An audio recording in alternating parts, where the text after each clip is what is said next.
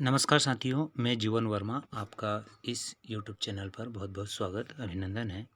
इस वीडियो के माध्यम से हम यहाँ पर जो क्लास 12th है उसका प्री बोर्ड परीक्षा का 2021 का विषय फिजिक्स जो पेपर है उसको यहाँ पर सॉल्व करेंगे। क्लास 12th का जो समय दिया है इसमें 3 घंटे का, और जो पेपर है वो इसमें 70 नंबर का है, और इसमें जो 30 नंबर का है वो प्रैक्टिकल एग्जाम से का है, यानी प्रैक्टिकल एग्जाम से होगी।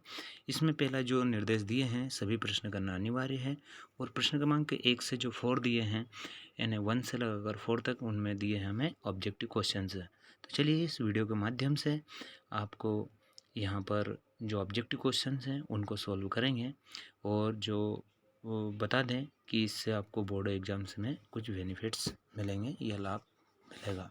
चलिए हम यहाँ पर इन क्वेश्चनों को सॉल्व या प्रारंभ करना स्टार्ट करते हैं। प्रश्न क्रमांक जो पहला है, सही विकल्प का चयन करना है। इसमें जो पहला दिया है एप्सिलॉन 0 का मात्रक है, 4 ऑप्शन से दिए हैं, तो इसका जो राइट आंसर रहेगा वो थर्ड वाला सही रहेगा, c²/n/m² रहेगा। सेकंड वाला जो दिया है, सेकंड वाला जो ऑब्जेक्टिव है, एक तार को खींचकर उसकी लंबाई दुगनी करने पर उसका प्रतिरोध होगा, तो वो हो जाता है उसका 4 गुना, क्योंकि इसमें 4 ऑप्शन से दिया, आधा, दुगना या 1/4। तो इसका जो राइट आंसर रहेगा वो रहेगा 4 गुना। अगले क्वेश्चन की तरफ बढ़ते हैं। इसमें दिया है एक आवेशित कण समचुंबकीय क्षेत्र में इसके लंबवत प्रवेश करता है तो कण का पथ कैसा होगा। तो उसका जो होगा वो इसमें बताया है वो इस प्रकार से रहेगा, वत यहाँ पर जो दिया है यानी सेकंड वाला जो इसका राइट रहेगा वत वृत्ति रहेगा, सेकंड वाला। अगला जो दिया है, भंवर धाराओं का उपयोग किया जाता है धारा मापी को रुदोलत बनाने में, चाल मापी में, विद्युत ब्रेक में, उपयुक्त सभी। तो इसका राइट आंसर भी यही रहेगा, उपयुक्त सभी में इसका उपयोग किया जाता है भंवर धाराओं का। अगले क्वेश्चन की तरफ बढ़ते हैं, और जो अगला क्वेश्चन है हमारा यहाँ पर दिया है, विद्युत की तरंग में विद्युत क्षेत्र के परिणाम चुंबकीय ई तथा चुंबकीय क्षेत्र के परिणाम बी में संबंध है। तो इसका जो राइट आंसर रहेगा वो फर्स्ट वाला रहेगा, B=E/C। तो ये थे प्रश्न क्रमांक फर्स्ट, यानी इनको सॉल्व किया है, ऑब्जेक्टिव क्वेश्चन थे। अब प्रश्न क्रमांक 2 की तरफ बढ़ते हैं, और वो है हमारा रिक्त स्थानों की पूर्ति कीजिए। पहले वाला जो दिया है हमारा वो दिया है हमारा किरचॉफ का द्वितीय नियम खालिस्तान संरक्षण के सिद्धांत पर आधारित है। तो ये जो है हमारा वो है ऊर्जा संरक्षण पर, तो इसमें जो आएगा हमारा वो आएगा ऊर्जा। नेक्स्ट की तरफ बढ़ते हैं। किसी पदार्थ की चुंबकीय क्षेत्र में चुंबकन अर्जित करने के सामर्थ्य को कहा जाता है, तो उसको कहा जाता है चुंबकत्व, यानी इसका जो राइट आंसर रहेगा वो रहेगा हमारा चुंबकत्व, यानी इसमें इस प्रकार से लिख देंगे चुंबकत्व सेकंड में। अब जो हमारा थर्ड है, यहाँ पर जो थर्ड है वो है एलसी परिपथ में धारा की और विभवांतर के मध्य का कालांतर होता है, तो वो होता है 90 डिग्री का, यानी इसमें जो आएगा वो 90 डिग्री आएगा। इसके बाद अगला देखते हैं, वो है जीवाणुनाशक के रूप में तरंगों का उपयोग किया जाता है, तो वो किया जाता है हमारा अल्ट्रावायलेट यानी पराबैंगनी किरणों का उपयोग किया जाता है, तो इसमें आएगा पराबैंगनी। अगला जो देखेंगे फिफ्थ वाला, तरंग स्रोत के प्रेक्षक से दूर जाने के कारण तरंगदैर्घ्य में वृद्धि को कहते हैं, तो वो कहा जाता है तरंगाग्र, यानी इस प्रकार से तरंगाग्र कहा जाता है। अगला हम देखेंगे प्रश्न क्रमांक जो 3 है उसको सॉल्व करेंगे, और जो प्रश्न क्रमांक जो 3 है उसमें हम यहाँ पर दिया है हमें प्रश्न क्रमांक 3 सही जोड़ी बनाइए। पहले वाला जो दिया है चुंबकीय जो अघूर्ण है उसका जो राइट आंसर रहेगा तो वो रहेगा AM²। सेकंड वाला है प्लांक नियतांक जो रहेगा तो वो रहेगा जूल सेकंड। इसके बाद जो दिया है बामर जो श्रेणी होती है वो आती है हमारी दृश्य क्षेत्र में।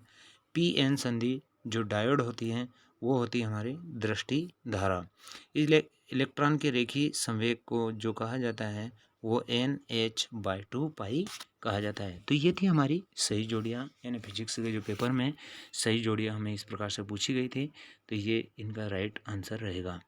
इसके बाद हम प्रश्न अगले की तरफ बढ़ते हैं, और जो हमारा अगला प्रश्न है वो है हमारा सही जोड़ियाँ बनाई या एक वाक्य में आंसर देना है। प्रश्न क्रमांक 4 है, एक वाक्य में आंसर, एक शब्द में वाक्य, एक वाक्य में आंसर हमें देना है।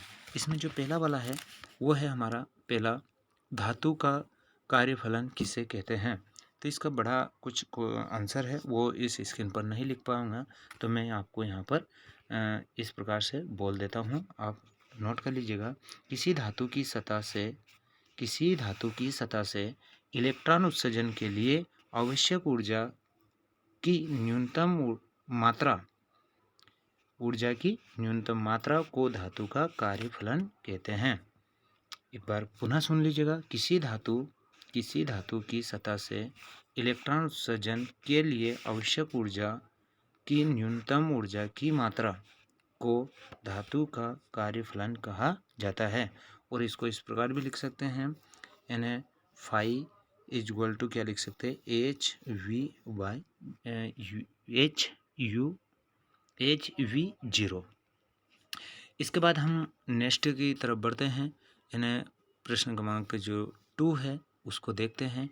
आपतित प्रकाश की तीव्रता बढ़ाने पर प्रकाश विद्युत धारा पर क्या प्रभाव पड़ता है। तो वहाँ पर जो हो जाता है वो हो जाता है हमारा बढ़ जाता है, यानी बढ़ जाता है। यहाँ पर लिख लेंगे, यानी बढ़ता है या बढ़ती है या बढ़ जाता है, इस प्रकार से लिख लेंगे। इसके बाद में अगला देखेंगे वो है हमारा 4th वाला। यहाँ पर जो दिया है, कौन से मॉडल के अनुसार परमाणु धनावेशित का गोली मेघ है। तो यहाँ पर जो दिया है उसका जो नहीं, इसके बाद यहाँ पर एक कुछ थर्ड वाला हमारा छूट गया है। हाइड्रोजन परमाणु की न्यूनतम कक्षा की ऊर्जा कितनी होती है। तो वो होती है -30, यहाँ पर लिखेंगे -13.6, ये उसका राइट आंसर रहेगा। इसके बाद हम देखेंगे 4th वाले, कौन से मॉडल के अनुसार परमाणु धनावेशित का गोली मेघ होगा। तो वो होगा थॉमसन मॉडल, यानी कौन सा मॉडल होगा हमारा, थॉमसन मॉडल। इसके बाद देखेंगे इसमें जो दिया है वो है हमारा, यानी 5th वाला, सर्वाधिक गेट कौन से हैं, नाम लिखिए। तो इसमें 2 गेट हैं, एक होता है NaND, यहाँ पर मैं पुनः लिख देता हूँ, पहले वाला है NaND, और जो सेकंड वाला है वो है हमारा NOR। ये 2 गेट्स हैं, इस प्रकार से ये इनका आंसर रहेगा। तो ये थे हमारे क्वेश्चन, ऑब्जेक्टिव क्वेश्चंस, तो इनको सोल्व किया। और अगला जो वीडियो होगा उस वीडियो में जो थ्योरी क्वेश्चंस हैं इनको करने का हम प्रयास यहाँ पर करेंगे इस यूट्यूब चैनल के माध्यम से। तो सभी अपनी तैयारी मैं बता दूं कि बोर्ड एग्ज़ाम्स का कोई भी नोटिफिकेशन या जनरल प्रमोशन के लिए नोटिफिकेशन नहीं जारी किया गया है अभी तक। तो आप सभी को मैं पुनः बता दूं, अपनी जो तैयारी है उसको आप कंटिन्यू रखिए और अपनी पढ़ाई को कंटिन्यू रखते हुए आगे बढ़ना है हमें, और अपनी पढ़ाई को जारी रखिए।